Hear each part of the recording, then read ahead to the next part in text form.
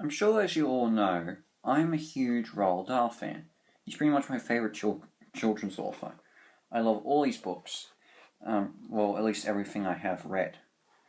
And yeah, he's pretty much my favourite author because when I first read the original Charlie and Chocolate Factory when I was 8, I was mesmerised completely. Then later I read Matilda. I also enjoyed it. I also James and the Giant Peach, loved that. Fantastic Mr. Fox was the first book I ever fully read all the way through. I'm pretty sure I mentioned that in my review of both the book and the movie, or that video. So yeah, I love Roald Dahl. I can't describe in words. He's my favourite children's author. And one of his most famous books, which I have very interesting history with, is The Witches, which is today's topic.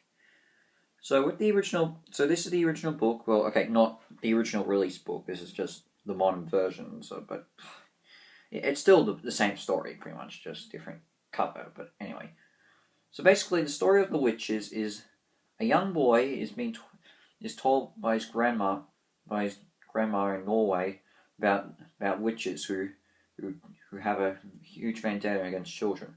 Basically, they kill children whenever they see them, and want to eradicate the whole world of them. Leading them is the Grand High Witch. Now, there's a Grand High Witch in each place around the world, so each continent. But in this one, we only see the European Grand High Witch. Eventually, the boy and his grandmother go on a vacation to a hotel where the Grand High Witch happens to be holding a conference. The boy sneaks in and overhears the witch's new plan to turn all the children of the world into mice with a new formula that the Grand High Witch has created. After seeing a demonstration on a young boy called Bruno, who was a spoiled boy by his rich parents, the witches are prepared to do it, to turn all the children into mice. They catch our main protagonist, and they turn him into a mouse, and together the boy and Bruno team up with the boy's grandmother to stop the witches. And I'm not going to spoil anything else with this. So yeah, this is probably one of Roald Dahl's most spookiest books. I mean, I know that a lot of people found the original Charlie and Chocolate Factory and James and the Giant Peach scary when they first came out, but this is Roald Dahl's darkest, to be honest, children's book. I mean, yeah, I'm saying children's book because he did a lot of adult stories before he became a children's author. Even in his first children's book, The Gremlins, is basically creatures during World War II. So, yeah. But anyway, I can definitely tell you, if you want to read your kids a Roald Dahl story, don't really stuff the witches. This would scare them big time. So yeah, and the ending, which is a great ending, honestly. I highly respect the ending. It might leave children a bit miffed by it, I would say.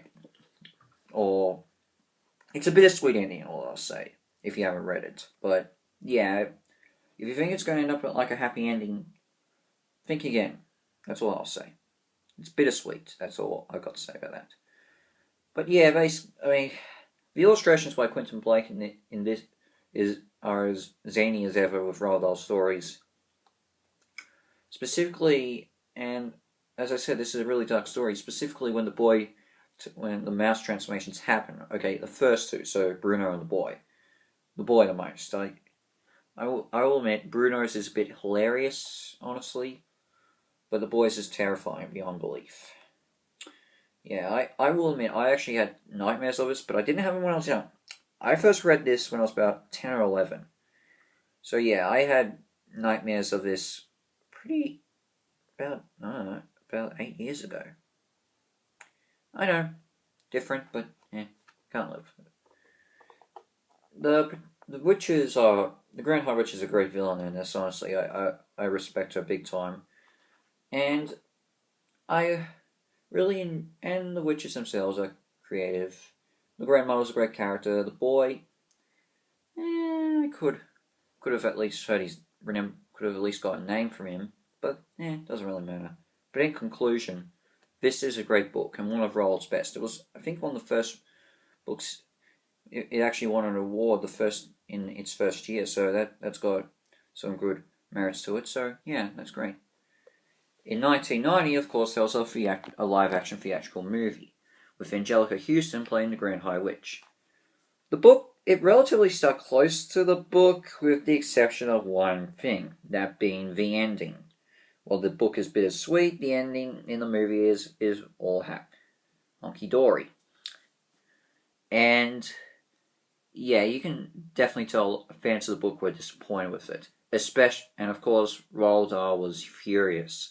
This was the last movie. The Witches was the last movie based on one of his books to be released when Roald Dahl was alive, and he hated it big time.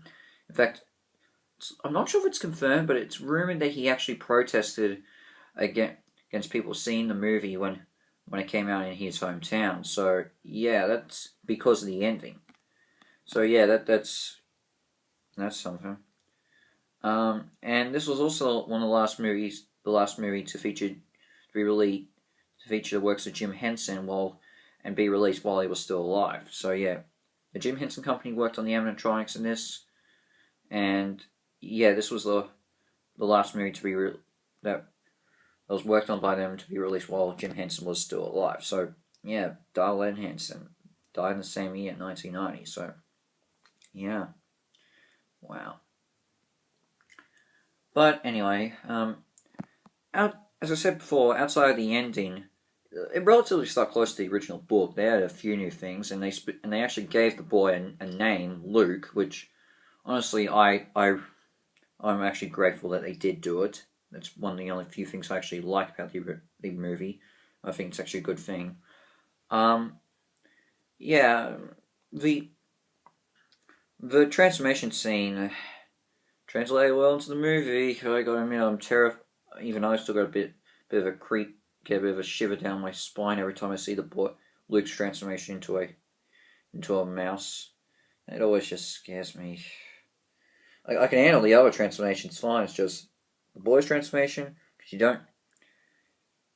With Bruno's transformation, you see it. Even in the book, you see illustrations. The boys, you don't. You just read it, and in this case, you watch the movie and they don't show what happens to the boy as he transforms. And that's what terrifies me big time.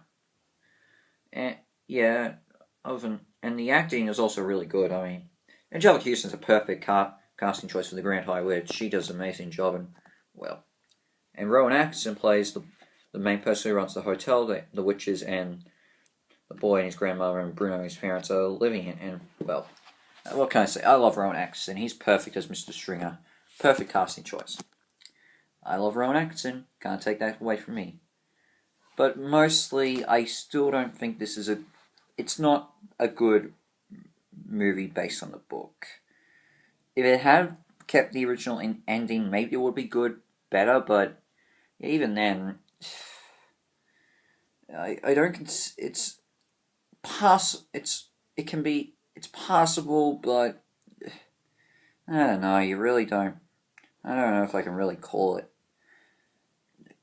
good. Look, there are most books based on Roald Dahl, most movies based on Roald Dahl stories have their problems. To be honest, there are only really two I enjoy big time, them being Matilda and Fantastic Mr. Fox. They're the absolute great movies based on Roald Dahl stories. They I like. And I guess James and Giant Peach comes close.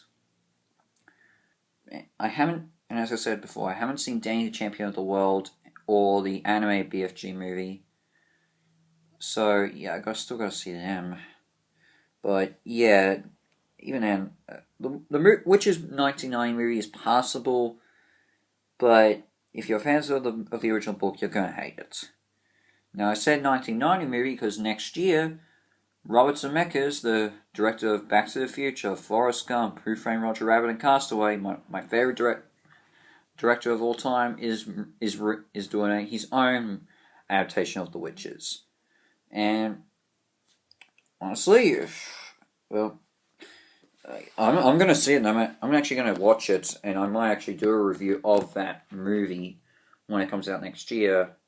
So, yeah, and I'm a huge Robert Zemeckis fan, and to hear me a Roald Dahl book, making a movie based on a Roald Dahl book. That's great. I'm in.